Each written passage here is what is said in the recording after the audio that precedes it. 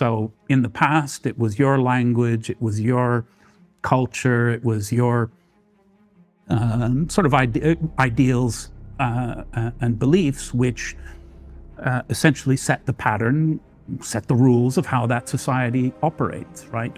So there is a fear that you are losing that status. So your language is not going to be the dominant one anymore. Your cultural preferences will not dominate in that society.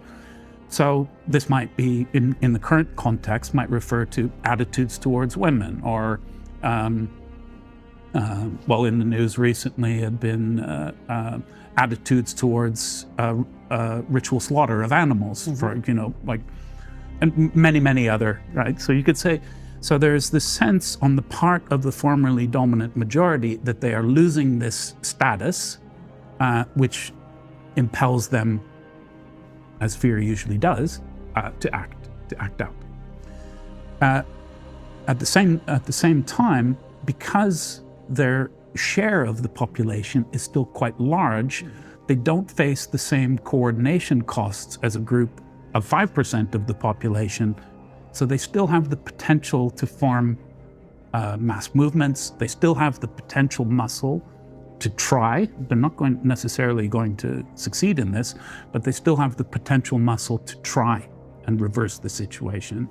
And if they feel there is an urgency to do so, anyway, you could see why on this bell curve, what that represents is the propensity to civil conflict. And it's most dangerous in exactly the situation faced now in Britain and throughout Western Europe, which is the perception of the indigenous native populations of Europe that they are being displaced in their own homelands. So what you're saying is that the conditions for civil war, they're sort of approaching optimal at the moment. In that respect, yes, but also in other respects, they are also optimal. This is the weird thing, okay? So I'll maybe, if I may, I'll give a slightly long answer, but I'll try to get to the point. If I'm to summarize some of the big ideas in the Civil War's literature with respect to causation, one of the big factors I've just talked about, which is the essentially status loss by a formerly dominant majority, otherwise known in the literature is referred to as downgrading, but it's effectively the same as the replacement or displacement narrative you hear increasingly in right and far right circles.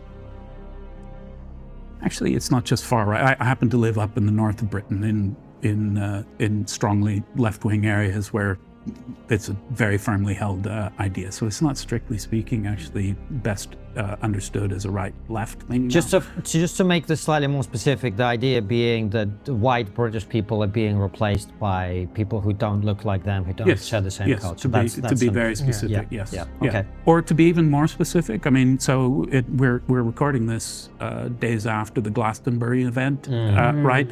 So you might say it's between if you don't want to raise race, if you feel that neurolinguistic programming effect of that often occurs in people when you use the words white population, then you might just say, look, the coming conflict is between those people who either express the view or nod at the view that we want our country back, and the people who want you to shut the fuck up. Yeah. Right.